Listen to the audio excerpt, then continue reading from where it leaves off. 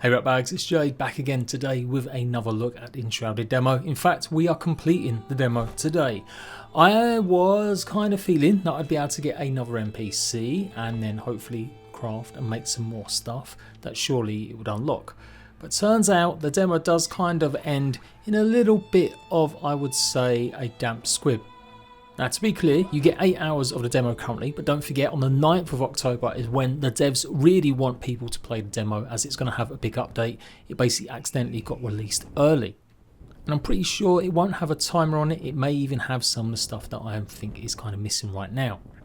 But if you've done the Spire like I have, and then you get tasked with finding the Alchemist, and basically the second big place to go and explore, just be warned, that is the ending of the demo. You can go and explore afterwards for sure and carry on doing stuff, but as you're about to see, it marks the end of the actual story progress for now. So before we head there, I was just exploring after coming from the Spire and come across this flame shrine. You need 5 of these cores that you can collect from these to go ahead and get an upgrade for your flame that gives you a lot more extra bonuses and buffs. So it's probably worth looking around for these in the full game. And here it is on the west side of the map. There are loads of little areas to go and explore in Enshrouded. You've got this little cave system and it's got a tiny bit of shroud in it, and it's got some pretty ferocious walls and very dark, and for some reason I didn't really have too much of a light. But so far, no great big nice loot, no fantastic weapon laying in this cave anywhere. Just nearly getting my face munched off by these wolves as I was trying to use my magic and realised that I was running out of my mana. There was a shortcut up to this point, and that's what I guess the cave's main use was.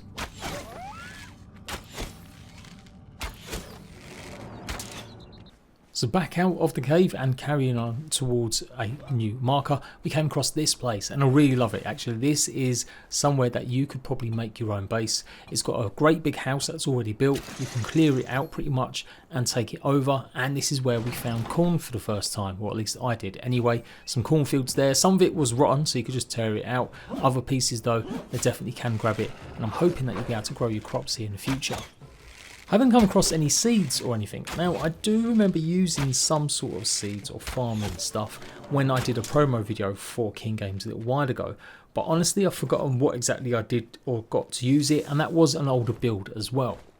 So maybe you can just use dirt and go ahead and just plant it, but here you go, got a little field of corn that I'm just clearing out.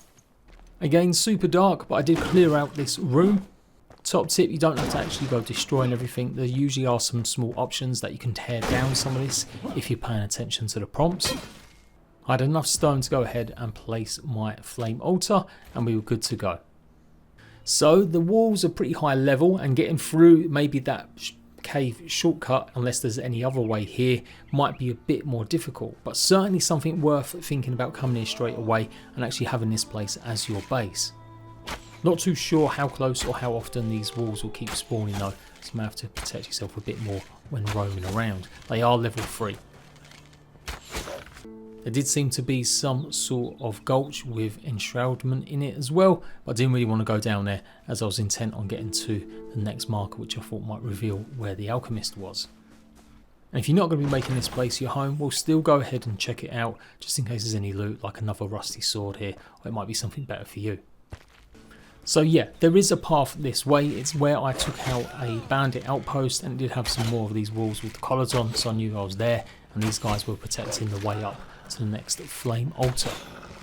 Range combat is definitely too easy, but when you've got an enemy close up like this and they attack more often, I could see it being more challenging, so I really do hope they increase the speed of the enemies. Carried on making my way up, and yeah, we got to this altar here, the flame Sanctum. Honestly thought I was going to pick up another NPC, but all I found was a bag of bones and obviously another respawn waypoint. So there was some potions and some smaller minor loot here with a bit of lore story, but more importantly one of the sparks. I keep calling these cores, I don't know why, but yeah, sparks are what you need to go ahead and upgrade your own altar or any altar that you're choosing. So I took a look at my surroundings, how far I'd come from the Spire where we flew in a glider, and come pretty far. So yeah, if you're looking for sparks, make sure you head all the way over to the southwest. I returned home, and yep, I had nearly all the materials needed to get another upgrade for the altar. Cooked up some of the actual corn, And then realised that, yep, you can also make tar here by accidentally burning foods if you leave it too long. Just needed some extra resin, and that was going to be the final thing we needed to upgrade the altar. Now I would be able to place more of the flame altars and fast travel points around, spend a little bit longer in the shroud, so it's definitely worth doing. The next upgrade though would be a significant amount of resources, particularly them sparks that I'd have to run around and collect. I'd clean forgotten that I could actually get upgraded tools and make harvesting resources a bit quicker, so I got myself the scrappy axe, but I didn't have enough for the pickaxe. And again, I went and enhanced one of my weapons with the runes that I got. Also, top tip, if you salvage extra spare weapons that you get from enemies, they actually convert into the runes, so you can go ahead and get more upgrades and enhance the weapons that you do want to keep. So never just leave a sword or a bow or anything that you find, always scrap it even if you don't really want to carry it around. Them runes are obviously pretty important. Slowly but surely I was also starting to get the full Rising Fighter set, and I got my trousers this time. These offer a massive upgrade in terms of stats compared to your rags or the first set. And then I'd had just enough to go ahead and also get the chest piece as well. So with my almost complete armor set and some pretty badass weapons now, it was time to take on the one final trial, and I came across this strange thing as well with some wolves guarding it. Yeah, Legolas I am not with my aim.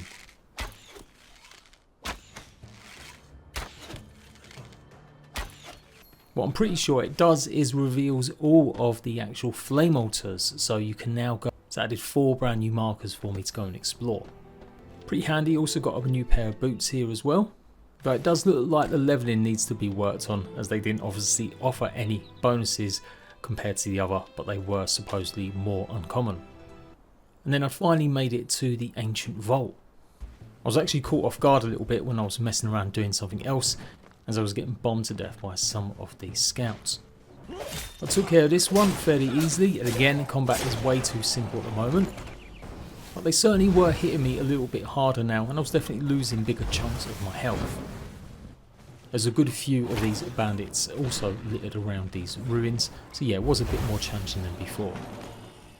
Thankfully there was another respawn point here as well, and I got into it with these guys. I actually managed to pick up a weapon from one of these. I was desperate for that to explode, but seemingly I was shooting the enemy by accident, and then by the time I shot the barrel, yeah, again, my timing wasn't great. I do quite like the design of these encampments. There's loads of places where you can use your grappling hook to get up and maybe take them from afar, so if they do increase the difficulty, I still think it won't be that necessarily OP. You'll still have plenty of ways to avoid and dodge, or just get upper places that you can shoot them. And obviously we wouldn't be trying to take a dip into lava anytime soon. Now, because combat has been fairly just smash and bash, I hadn't really bothered with perfect parrying, but as you saw there, it's pretty effective, and I finally started actually getting the finishers up and running. Inside this new vault there was some more enemies, and again I tried to do a bit of stealth, but just could not actually manage it. I guess I was clunking around too much with my heavy hobbit feet. I know, they're not hobbits, but they are, or have seemingly this proportion of feeling small, like a dwarf almost. But yeah, it's way too easy to cheese a lot of them now behind the walls and stuff, so I quickly took out this guy.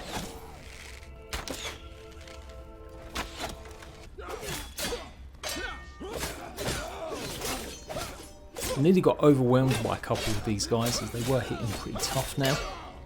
See, I was getting a small amount of XP. That's another thing I've been noticing in the demo. That XP is really done in the major way by completing the quests and missions rather than by killing or looting or crafting. You get a little by obviously killing enemies, but I don't think you get much from crafting stuff. So here comes the slight disappointment, but only because I've been enjoying myself. There was a glowing chest at the end of this corridor. I thought this would just be some extra loot. Turns out, nope, it is the end of the demo. I am gutted. I did think I was going to be able to get a hold of the Alchemist and check out some of the recipes and stuff that he would give me, as I knew that definitely some of the magical spells I still hadn't able to be able to craft myself, like the fireballs. The hunter's bow that I did get from this chest was kind of weak sauce compared to some of the other bows. They just seemed very similar, but now I had a nice little trap to run over and hopefully not get impaled on. So after a quick teleport and rejigging and sorting out all my materials, I had a quick look on the map to see if there was anywhere else that I could really go and explore, and definitely missed out on this enshrouded area, so let's go and take a look. It's a really fun aspect being able to glide to places, and if the map is going to be this large only in a demo, you imagine it's going to be maybe 4 or 5 times as big for the full game. With all the nooks and crannies there are and secret caves and underground passages, I definitely think Enshrouded's got something special. But replayability wise, I'm a bit concerned about what's going to happen with it in the future. Like, building's great and just building up stuff, and if they increase the difficulty, make things a little bit more harder to get hold of, without resorting to just the time gating whenever you want to craft something, I think it's definitely going to be something special. But it needs maybe a bit more replayability. Maybe the Shroud, I think it does respawn enemies when you go into it, but maybe there can be a wholesale respawn of loot in all the different areas that you might have explored already every now and then, or maybe something you can do to trigger a respawn of better loot and make the enemies tougher every time you go back into a specific enshrouded area. Like, you get the NPCs, that's part of the quests, but there's no kind of getting different types of thralls or dinosaurs or creatures or pets to collect. So yeah, I'm a bit worried it hasn't got maybe that long-term sort of goals to keep playing when you've done everything you've done on the map. Obviously, I've got some more opinions, but I definitely want to keep exploring and seeing what else there is on the whole map, and also see if I've uncovered every kind of piece of loot and armour before giving maybe an impressions. I didn't say I wasn't going to do an impression since it was only the demo, but I definitely want to give the devs feedback to hopefully make it even better than it has already been. And just in time as I was finishing off this video nearly, I got a chance to be a stealthy little assassin creeping up on this guy unawares and hopefully taking him down in one hit. Boom. There's a couple more dudes here to take care of, and I got a brand new weapon this time, which is pretty cool. Literally one of the picks. Always love it when games actually have weapons that the mobs drop that you can use. You can see here I've got this provisional scythe. Maybe they'll change the name of that, or maybe that's just the name. I'm eager to see how they'll differentiate a lot more of these weapons in the future, or have different enemies with different weaknesses and strengths against them, as that's clearly in the works, judging by how many different damage types there are for each weapon. I ended up clearing out and exploring more of these ruins and coming across more of the enemies. But all in all, there wasn't really that much loot here, other than just a bit more lore and story, and another chest filled with potentially, I guess, some decent weapon. I got another Elder's Staff with some more slots maybe to upgrade, but that was about it. Oh, and another Hunter's Bow that I got from this chest as well. So I got home, took a look and resorted, like I said, all my weapons to have a good run through. I'm going to explore the map a bit more, then I'm going to do a video showcasing every weapon that I've managed to find in my nearly 8 hours of the game. As you can see, the timer for the demo is slowly dwindling down. I'm super excited about the full game. There's so much potential in this demo already, and I do feel with a bit of tweaking of the enemies, a bit of tweaking of the loot, it's got some real promise, and I hopefully just make stuff a bit difficult with the combat a little bit more, and I think this is going to be one of the biggest survival games going when it releases. So look out for my final thoughts video incoming soon, and maybe some smaller guides, and that's about it for my adventures in the demo for Enshrouded for now. I'll be back once the update hits next week on the 9th to see what changes have been made, and hopefully they'll improve a lot more, and we might even get a chance to see if that Alchemist has got more loot for us. Until next time, ratbags, I'll catch you later.